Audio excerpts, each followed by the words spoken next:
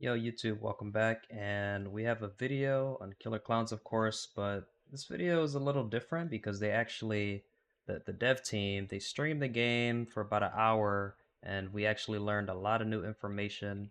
Any loose ends we didn't know, we basically got the answer for it. So, yeah, I'm gonna get into that.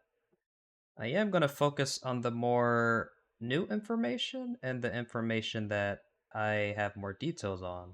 So you can think of this video as a summary to that stream, but mainly focusing on the meat and potatoes of it and what we really want to know. Just make sure you're subscribed if you haven't yet, and like the video, that'd be greatly appreciated. So starting off, there's a lot of customizations for the humans. You can change the face, you can change the eye color, makeup, skin tone, even the voice based on the screen, as well as the cosmetics like the jacket, the shirt, the bottoms, the legs, and even the shoes. On the clown side, you can customize the hair, even the eyeshadow, the clown shoes as well, and the body, the legs. So a lot of customization going on there.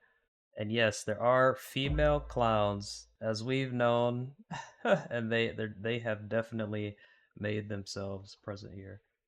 So basically, all the customizations you can do with the humans, you can do for the clowns is like a on their counterpart. And there are more clown-talities, more executions, and you can definitely pick which one you want. And you can actually change them on the fly. So like you're in the game, if you want to switch up your execution, you can actually do that. It's like some type of scroll wheel or something. Oh, and another big thing, super big thing, right? Yes, proximity chat is in the game, and this is huge. It's going to open up a lot of different situations on the map, communicating with your team, and honestly, even the enemies in some ways, right? Oh, and speaking of the scroll wheel, both sides can use emotes as well, and you can actually pick and plug in what emotes you want. So there's probably going to be more, and you can pick exactly which one wants that fits your character or what you prefer.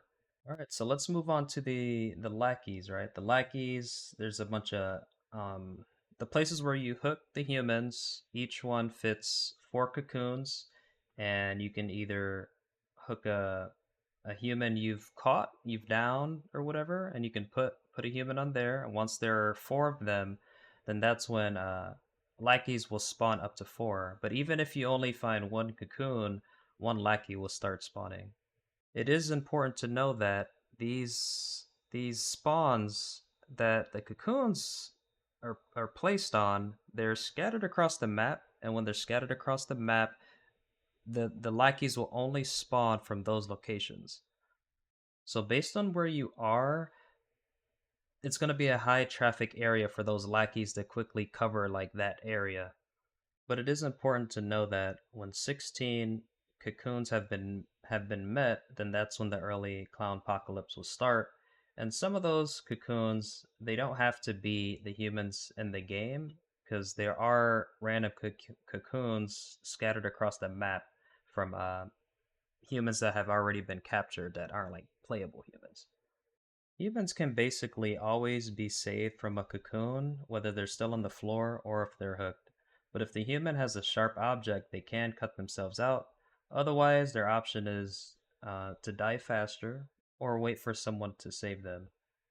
When it comes to the escapes, like the boat and the portal, the QuickTime events are similar, so that's interesting. When it comes to the bridge exit, we know a certain amount of people can pass, sort of say, but apparently the bridge can also be weakened by clowns as well. So it doesn't seem like you have to necessarily escape to weaken the bridge. So I guess we're gonna have to see how that follows up when the game drops. Oh, and another thing to add, it seems like the way you queue up for this game to play is it's preferred role based. So if you want to play a clown, you're going to want to queue up for that. If you want to play a human, you're going to want to queue up for that.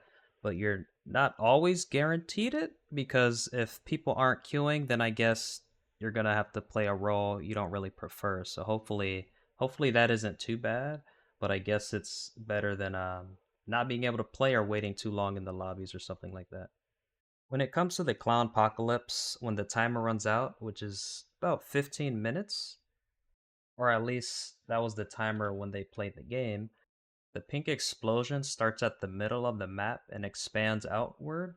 So as the clown apocalypse happens, the humans can still escape if they find a quick exit or makes it to the Terenzi brothers, or I guess a boat if it's still available. So basically, there's always going to be an opportunity to escape and make a clutch play. All right, that's going to do it for this video. Let me know what you think below, and do subscribe if you want to see more content and stay updated.